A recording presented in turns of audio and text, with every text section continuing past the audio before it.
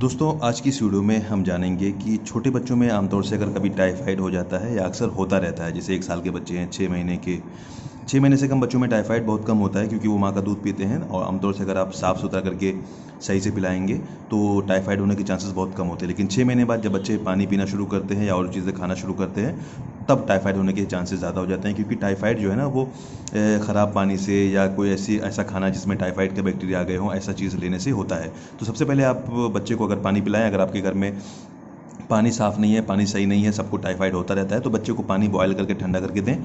या अगर आपके घर में आरओ है, फ़िल्टर का पानी है, तो कोई बात नहीं है, वो उसको बच्चे को दें। तो उससे बच्चे को टाइफाइड होने के चांसेस बहुत कम हो जाते हैं। तो एक चीज़ ये सबसे पहले जानना है कि उसकी जड़ को ख़त्म करना है। खाना जो आप दे रहे हैं बच्चे को साफ़ सुथरा करके दें। बच्चा बाहर जाए, हाथ आए तो हाथ उसका धुलवा दें अच्छे से, उसके बाद खाना उसको दें, ताकि टाइफाइड होने के जो चांसेस हैं, जिसकी वजह से टाइफाइड होता है, वो चीज़ पहले ख़त्म हो जाए। उसके बाद फिर हम उसका इलाज करेंगे कि अगर टाइफाइड हो जाता है फिर हम उसका इलाज करेंगे, दोबारा हम फिर छोड़ देंगे, दोबारा फिर टाइफाइड हो जाएगा। तो ये चीज़ आपको जानने वाली है। मैं इस वीडियो में आपको ये बताऊंगा कि आमतौर से कौन कौन सी दवाएं चलती हैं टाइफाइड में, जो आमतौर से डॉक्टर से देते हैं। और 3-4 दवाएं आमतौर से डॉक्टर देते हैं। इस वजह से घर पिलाने के बाद जो पेरेंट होते हैं वो कंफ्यूज हो जाते हैं कि दवा को कैसे इस्तेमाल करना है, बच्चे को कैसे देना है, या बच्चों में डोज का मामला बहुत टेढ़ा होता है कि डोज कैसे देना होता है। तो इस वीडियो में आपको बताऊँगा। सबसे पहले मैं आपसे एक रिक्वेस्ट करूँगा कि अगर आप हमारे चैनल पर नए हैं, पहली बार आ रहे हैं और आपने हमारे चैनल को सब्सक्राइब नहीं किया है, या आप हमारी वीडियोज़ देखते हैं लेकिन उसके बाद भी आपने हमारे चैनल को सब्सक्राइब नहीं किया है, तो प्लीज़ सब्सक्राइब कर दें, ताकि जो आने वाली वीडियोज़ हैं वो आपको मिलती रहें और हमारा हौसला बढ़ता रहे।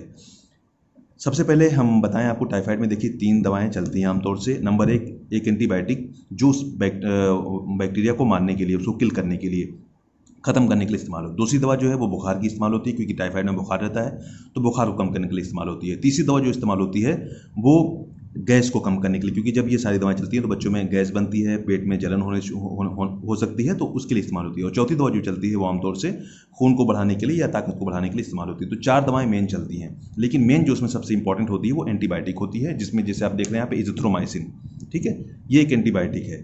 और आप यहाँ पे देख रहे हैं एमॉक्सिसिलिन, जो कि आमतौर से पहले टाइफाइड में नहीं दी जाती है, आमतौर से सिफिक्सिम या सिफोडॉक्सिम दी जाती है। सिफिक्सिम का कोई भी, जैसे जीफी सिरप आप जानते होंगे, जीफी सिरप दिया जाता है बच्चों में, या फिर गुडसेफ सिरप दिया जाता है टाइफाइड में। लेकिन एमॉक्सिसिलिन का भी इस्तेमाल हो सकता है, किया जा सकता है, कोई बात नहीं। मेरे पास अभी वो नहीं, इसलिए मैं इसको आप समझ लीजिए सिफिक्सिम ये आपके सामने है या गुडसेफ आपके सामने है। तो ये दोनों कंबाइन करके चलती है टाइफाइड में। पहली बार में आप सिफिक्सिम चला सकते हैं, प्लेन आमतौर से डॉक्टर चलाते हैं, लेकिन कभी कभी वो पहले ही बार में जिथ्रोमाइसिन के साथ कंबाइन करके चलाते हैं, ताकि इससे रिजल्ट बहुत अच्छा आता है टाइफाइड में। तो ये चीज़ होती है। तो ये 2 आपके पास एंटीबायोटिक, अगर आपके डॉक्टर ने दी है तो ये 2 आपके पास एंटीबायोटिक है। इन दोनों दवाओं को जितने दिन डॉक्टर ने, आमतौर से इसको डॉक्टर 3 दिन पिलाने के लिए कहते हैं, दिन में एक बार, 3 दिन तक। और इसको जो सिफोडॉक्सिम या सिफिक्सिम, जीफी सिरप है, गुडसेफ सिरप है, या ऐसे जो भी इस ब्रांड के जो भी सिरप हैं जो इस साल के, उसको आमतौर से 7 से लेकर 14 दिन तक पिलाया जाता है। 7 दिन तक या 10 दिन तक, 14 दिन तक पिलाया जाता है। तो ये आप ख्याल रहे कि अगर बुखार बच्चे को उतर जाए तब भी आपको इसका कोर्स पूरा करना है। जो आपके पास सिफिक्सिम है या गुडसेफ है या एमॉक्सिसिलिन ही डॉक्टर ने दिया है, तो उसका कोर्स आपको पूरा ही करना है। तो ये दोनों चीज़ें हो गई। अभी मैं इसका डोज भी बताऊंगा कि इसका डोज कैसे दिया जाता है। अब आपको एक दिया जाएगा पैरासीटामॉल का सिरप, ठीक है, पैरासीटामॉल का ये सिरप दिया जाएगा। ये जब बुखार बच्चे को रहेगा तब इसको देना होता है। 2-3 दिन बाद बुखार उतर जाता है तो ये दवा बंद कर दी जाती है, ठीक है, पैरासीटामॉल। अभी मैं डोज भी इसका बताऊंगा कि डोज कैसे दिए। एक रेंटैक का जो सिरप आपके पास है, इसको भी दिया जाता है गैस वैस कम करने के लिए। अब कभी कभी डॉक्टर इसको अवॉइड करते हैं, क्योंकि इसके बारे में कुछ जो है आया है कि ये कार्सिनोजेनिक होता है या क्या होता है अभी, तो कभी कभी डॉक्टर इसको अवॉइड करते हैं, लेकिन अभी भी ये सिरप मार्केट में मिलता है। तो ये जो है आप देख सकते हैं यहाँ पे कि रूबीरेट सिरप आपके सामने है। रूबीरेट आमतौर से खून बढ़ाने के लिए इस्तेमाल होता है। तो बच्चों में अगर कमज़ोरी है, वीकनेस है या खून की कमी है, तो साथ में ये भी चल सकता है, या इसकी जगह पे कोई भी A to Z ड्रॉप या हेल्थ ओके ड्रॉप, कोई भी मल्टीविटामिन चल सकता है। तो अब मुझे लगता है आप समझ गए होंगे। देखिए अब ये पैरासीटामॉल का सिरप छोटे बच्चों में चलता है, 1 साल से कम बच्चों में चलता है। लेकिन अगर बच्चा 1 साल से ज़्यादा है और उसको बुखार बहुत तेज़ आ रहा है और कम नहीं हो रहा है, तो उसमें हम आइबोजेसिक प्लस, या आप देख रहे हैं कि फेनेसिटा सिरप है, ये आपके पास आइबोप्रोफेन पैरासीटामॉल का सिरप है। ये बुखार बहुत देर तक उतारता है, 6 से 7 घंटे तक उतारता है और अच्छा काम करता है। तो ये भी आमतौर से 1 साल से ऊपर बच्चों में डॉक्टर देते हैं, ताकि बुखार उसका जल्दी उतर जाए और अच्छे से उतर जाए। और लेकिन ये अगर बच्चा 1 साल से कम है तो उसमें सिर्फ पैरासीटामॉल का सिरप चलता है। ये दोनों बुखार की दवाएं हैं, ये दोनों बुखार की दवाएं हैं। किसी बच्चे में ये चलता है, किसी बच्चे में चलता है। ये वाला जो है आइबुप्रोफेन पैरा वाला 1 साल से बड़े बच्चों में चलता है। ये अच्छे से बुखार उतार देता है, ये ज़्यादा पावरफुल होता है, इसीलिए छोटे बच्चों में नहीं देते। छोटे बच्चों में सिर्फ पैरासीटामॉल देते हैं, जो कि बहुत सेफ मेडिसिन है। ये आपका एक टॉनिक के तौर पे हो गया, खून बढ़ाने का सिरप हो गया। इसी के साथ साथ ये दो एंटीबायोटिक हो गई, एक रेंटैक गैस का सिरप हो। ये ज़रूरी नहीं हर डॉक्टर दे ये ज़रूरी नहीं है, हो सकता है कोई डॉक्टर इसको नहीं भी देते हैं, कोई बात नहीं है। ये 2 एंटीबायोटिक आपका हो गया, कोर्स की दवा है, ये 2 आपका बुखार की दवा हो गई और ये एक ताकत की दवा हो गई। ठीक है, अब हम डोज़ पे आ जाते हैं। सबसे पहले हम इसके डोज़ पे आएंगे, फिर इधर डोज़ बताएंगे। तो देखिए इज़िथ्रोमाइसिन का जो डोज़ है वो 10 मिलीग्राम पर केजी पर डे के हिसाब से है, यानी कि बच्चा अगर 10 किलो का मान लीजिए, 1 साल का बच्चा 10 किलो का है तो 100 mg उसको देना होता है। अब 100 mg देने के लिए इसमें देख सकते हैं कि ये 100 mg का सिरप है, यानी कि 5 ml में 100 mg है। यहाँ पे देखिए कि ईच 5 ml कंटेन 100 mg इज़िथ्रोमाइसिन। तो आपको अगर 1 साल का बच्चा है तो आप 5 ml उसको दिन में एक बार दे सकते हैं, फिर 3 दिन तक, यानी कि 5-5 ml 3 दिन तक देंगे, ये सिरप खत्म हो जाएगा। 15 ml का सिरप है। अगर बच्चा बड़ा है तो आपको 5 ml में 200 mg वाला सिरप लेना पड़ेगा, अगर बच्चा बड़ा है तो। ठीक है, ये 10 mg के हिसाब से दिया जाता है। और ये अगर हम सिफिक्सिम या सिपोटॉक्सिम की बात करें तो वो 5 mg पर केजी के हिसाब से चलता है।